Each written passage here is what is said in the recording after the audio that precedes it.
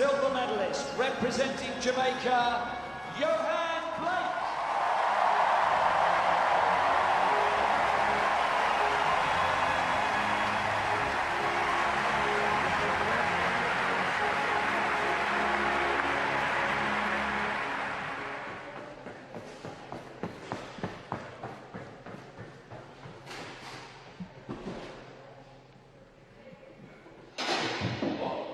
What brings you here to make your training center here in Austria?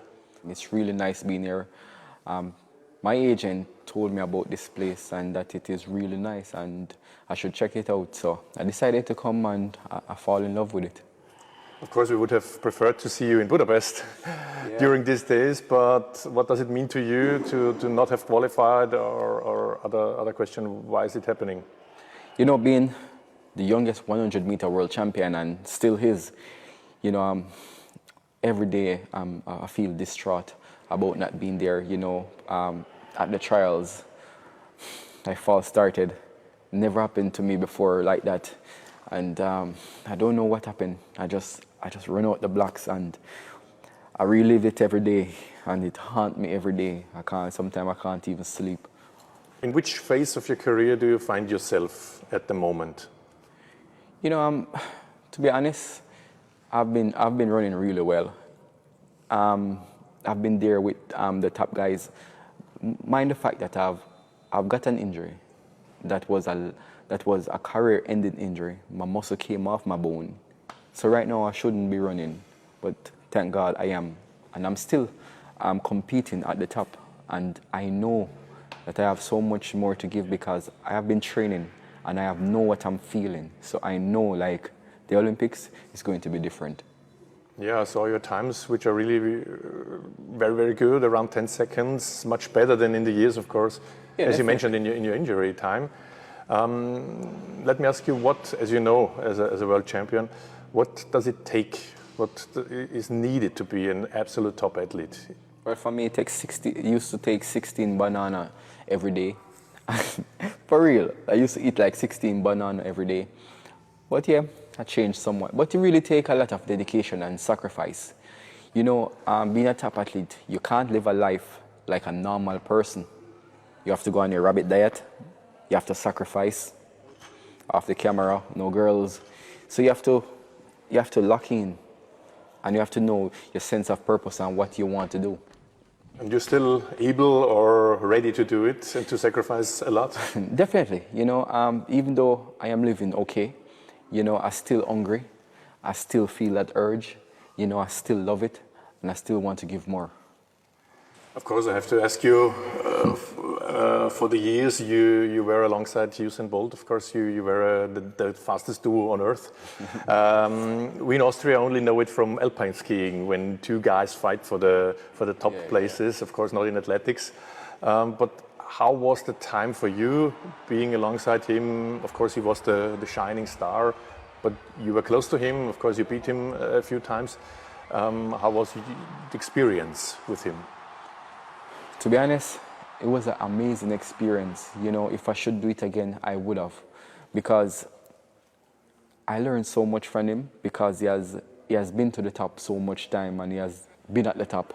And to train with him, competing against him, it gave me real fire and real purpose in training. We're head to head in training. Sometimes when you're saying he's late for training, I will sit and I will wait until he shows up, because I want to train with the best. I want to be the best. And he know that, you know, so every day he push me and I push him. He encourage me a lot.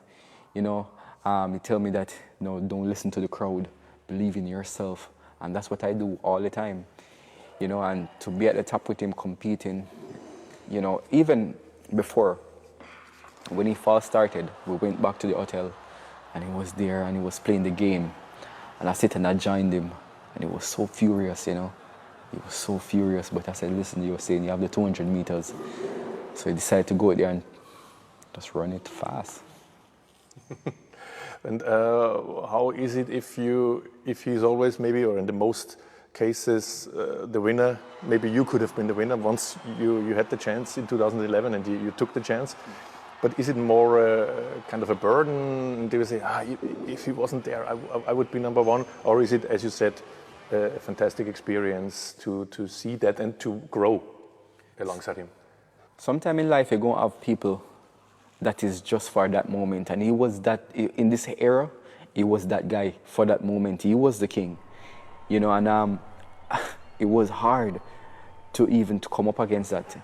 The little time that I got to do what I did, it was incredible because he knew that I wasn't a joke, and he knew that if he slipped, he will slide. You know, so it was a great experience, and I'm grateful for what I've achieved and for what I keep on achieving, and for what I have done during that time of his era. Did you change in yourself a little bit? Because I remember the time, of course, when he was shining, you were there, you were the beast, you always put on your show yourself. Now you seem to me in the last few years more relaxed, more calm. Did something change? Yeah, I don't know why I changed, but you know, sometimes you lost that edge and you have to find it back. And being the beast, actually, that name came from Usain, because I was training and he said, yo, no man, you're a beast in training, because he know that I give everything, you know. And so the night before the Olympic finals, I was watching Michael Jackson Thriller, and I said, what I'm going to do for the beast. And I said, Michael Jackson go like this. I said, oh, okay. So that's where the moves and everything came from. Okay. Yeah, so the name came from Usain and the moves come from Michael Jackson. In the last few years, you already mentioned the big injury, the hamstring injury. How hard was it to come back? How hard was it the time when you were not competing or not competing in the way you were used to? And how hard was it, or how fine was it to be able again, even if it was sometimes close to the medals, but you were fast again? That was, you said it. Every time after the injury, I came forth. And I said, you're so close, but so far. And that's what get into my head, and that's what messed me up. Physically, I was okay. Mentally, I wasn't there for 3 years. Because if you really sit and think, for your muscle to come off the bone, imagine how that would have feel. I have to spend mentally 3 years getting myself back together. People telling me that you're finished. People say you're not going to come back. And that's what rises me to the occasion to say, listen, you're the second fastest man in history over both the 100 and the 200. You can do it. And that's where I come back from.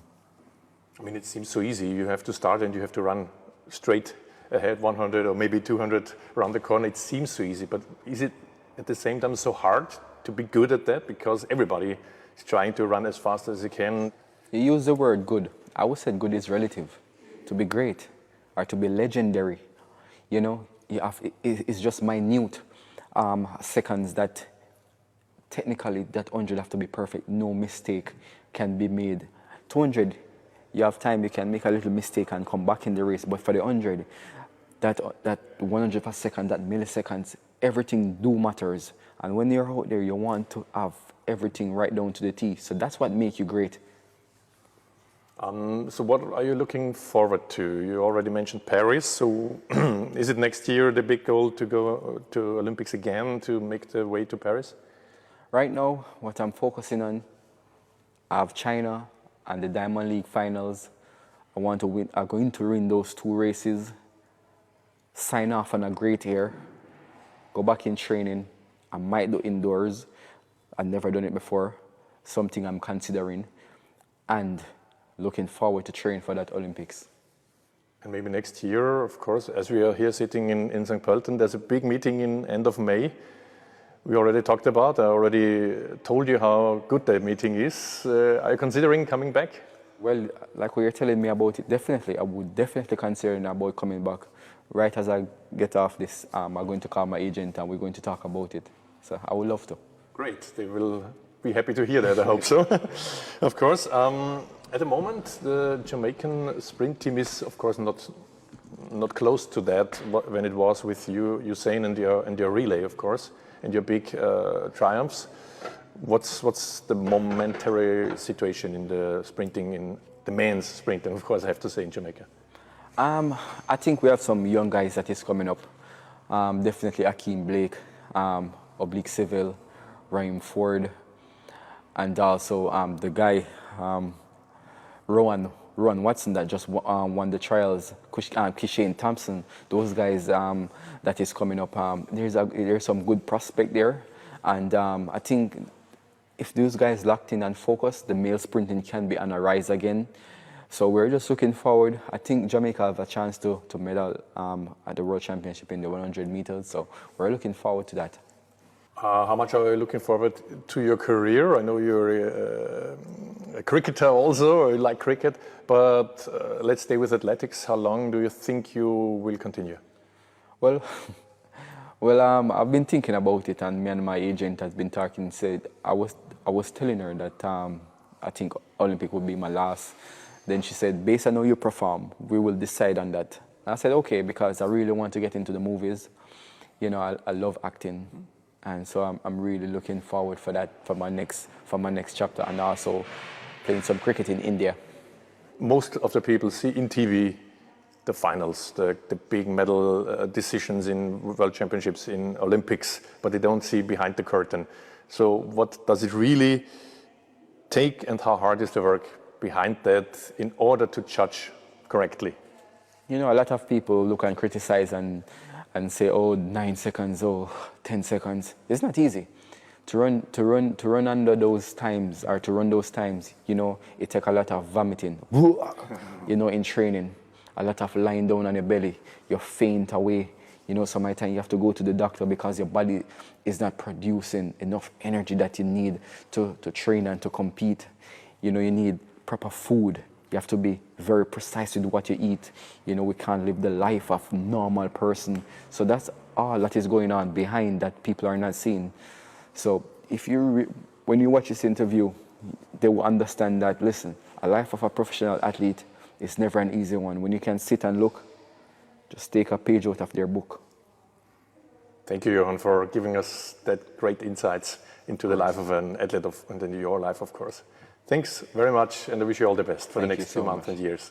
Appreciate it. Thank you. Great. Thanks. Of course.